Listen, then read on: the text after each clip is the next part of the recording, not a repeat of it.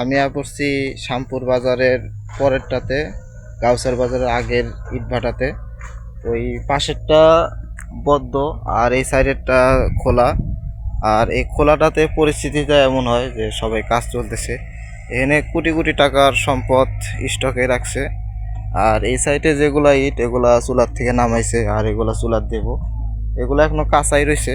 আর যেগুলা চুলার দেব এগুলা একবার প্রস্তুত হয়েছে। আর যদি ওই সামনে দেখেন তাহলে আরো অনেক জায়গায় ইট স্টকের আছে।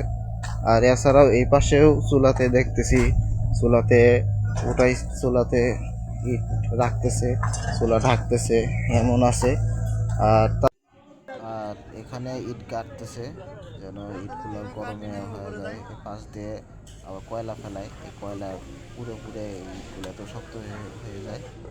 আর এই সাইড দিয়ে দেখবেন এই যে ইটগুলা বার করতেছে, যেগুলো ইট প্রস্তুত হয়েছে এগুলো বার করতেছে। আর কাকা আগের ইটগুলা, সবার শেষের ইটগুলা উপরে ওঠানোর জন্য আরেকটা তাক দিতেছে, যেন ওগুলো যেন এই রোদের হিটে যেন হয়ে যায়।